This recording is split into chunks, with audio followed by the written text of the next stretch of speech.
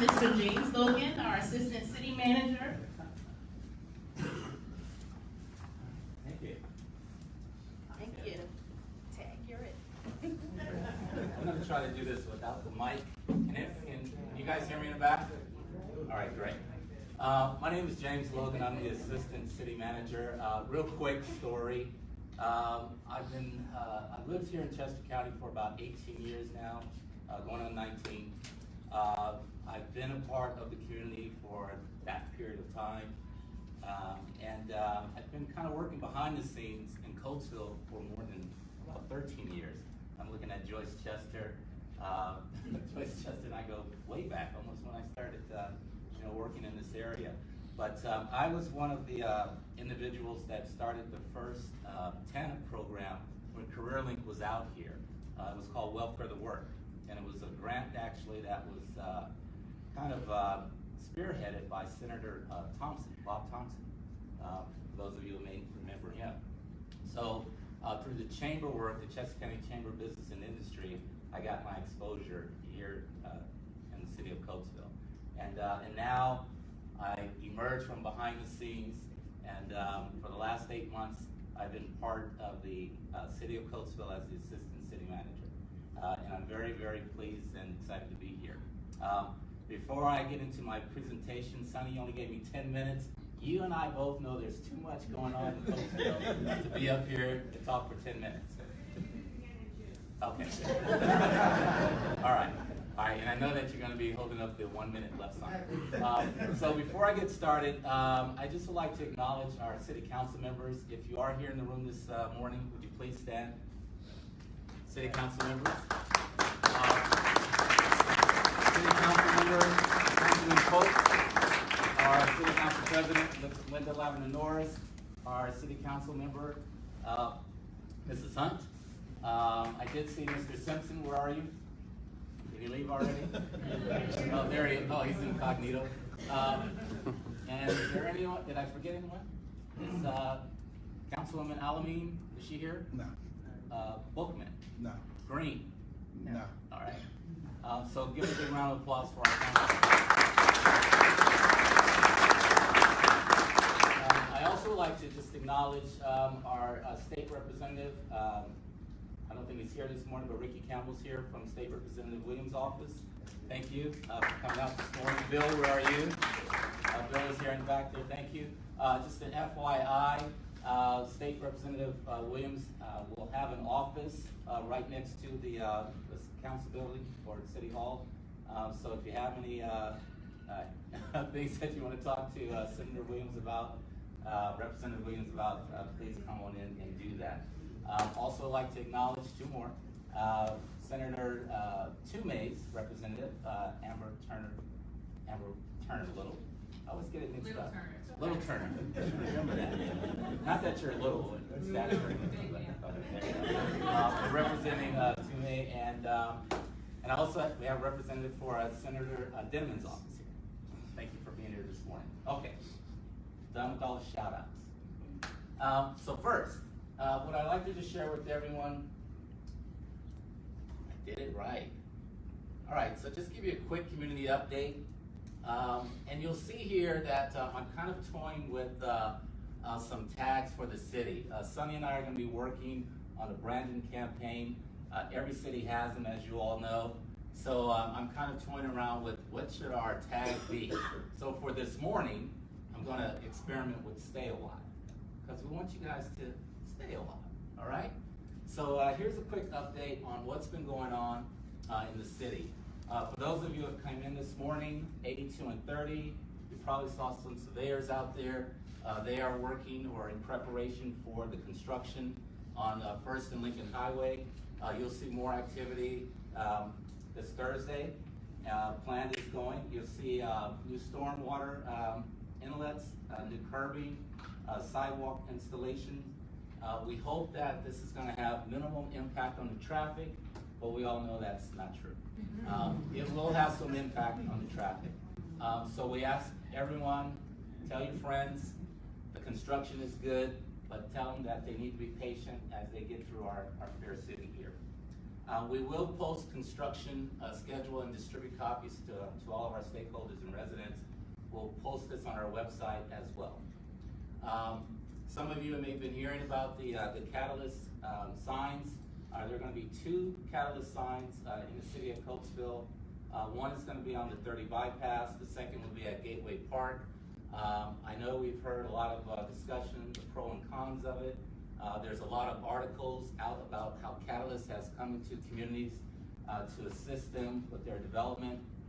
So Mike Trio, our city manager, is working closely with them in efforts to make sure that whatever we put up, it is going to be something that falls in line with the design and the beauty of Coatesville infrastructure and architectural design. So we're very excited about that. Coatesville train station, big buzz. A couple of weeks back, almost 3 weeks ago, maybe a month now, county commissioners came out along with SEPTA, and they made the announcement that SEPTA will restore service back to Coatesville. We don't have an actual date when that's going to happen, but there was $1 million check that was awarded to the city of Coatesville to jumpstart garage construction, which will certainly help bring SEPTA to the city. So we're very excited about that. Part of that whole construction phase are a number of things. 3rd Avenue Streetscapes.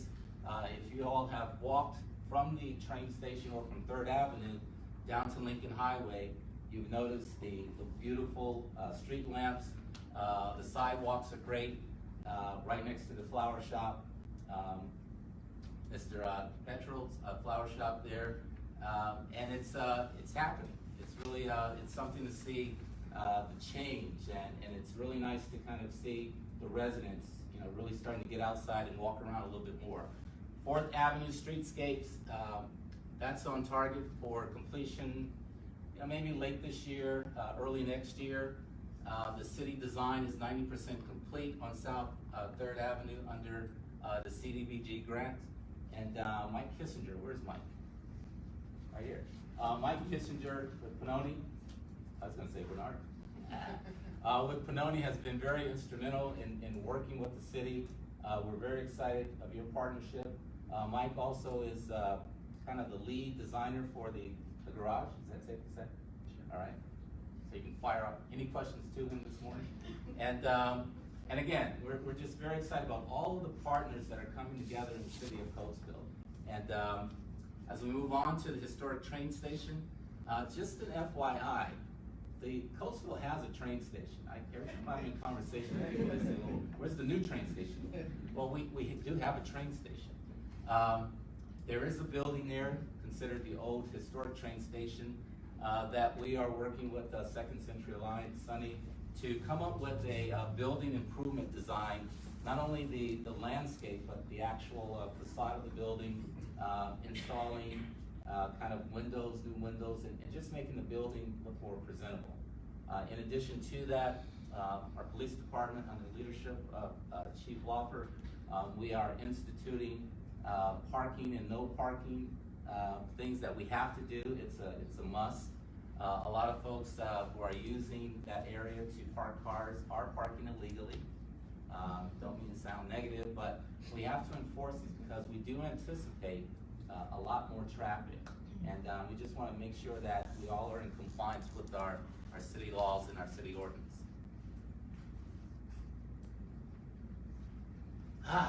On to the baseball stadium. How many of you love baseball? How many of you have ever gone out to Reading or Lancaster or York? Well, guess what? Coatesville may have a baseball stadium. We are in, oh, who said that? Well, is that an affirmation of saying we will have one? We will. Yes. Well, we are in the very early stages. We are in the exploratory stages of looking at the possibility of having a baseball stadium here in Coatesville on the flats.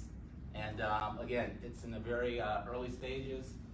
We have a company that's doing some feasibility studies, some preliminary work, of course, environmental studies and things like that. But just to have this idea and this concept presented to the city of Coatesville is wonderful. And we're going to put it out there as a hopeful, and if not, what it has done is it's already attracted additional attention to the city of Coatesville. So we're very excited about the opportunity to at least be considered to have a stadium here. Parks and Recreation, quality of life. James Bookman is the chairperson for the Parks and Rec Commission. He has been working diligently with a number of volunteers here, residents, police officer, Officer Hollis is part of that commission. And these individuals are giving their time to come out and identify events, opportunities for whether it's cleanup or opportunities to work with young people and put on various events throughout the city. And we're very fortunate to have them. And just by a quick show of hands, are any members of the Parks and Rec Commission here, the volunteer members? Could you raise your hand? Back there, here, Renee, where's Renee? Mr. Sharp, I just saw you walk in. Where are you? Okay, that's good. All right, great. Thank you all for your volunteerism, and we're looking forward to working with you. Last but not least, National Fitness Campaign. Kimberly mentioned that. This is a wonderful project, and thank you to Vanessa Briggs for being one of our lead sponsors in this.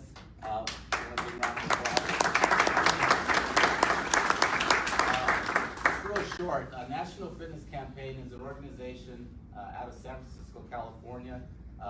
Linda Lavender Norris brought to my attention that there was a grant opportunity to identify a healthy city. We submitted a grant to them. We were awarded $35,000, a matching grant, to put in an outdoor fitness center.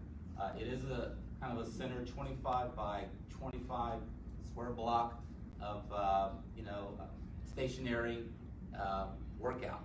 You can go in there, you can do the jump box, you can do the pull-ups, kids, seniors, adults, and I think Vanessa really looked at this as an opportunity to, in her vision, to promote the healthy and well-being of this community. It starts with healthy, learning what to eat, what not to eat, and really just bringing people together. Our parks are kind of the beacon to do that, and with the Natural Lands Trust Partnership and Brandywine Health Foundation Partnership, we intend to do that. Coatesville is one of the few communities that is an actual walking community. I don't know if you guys ever noticed that we have some of the widest streets in the entire county. These streets are designed to be walked.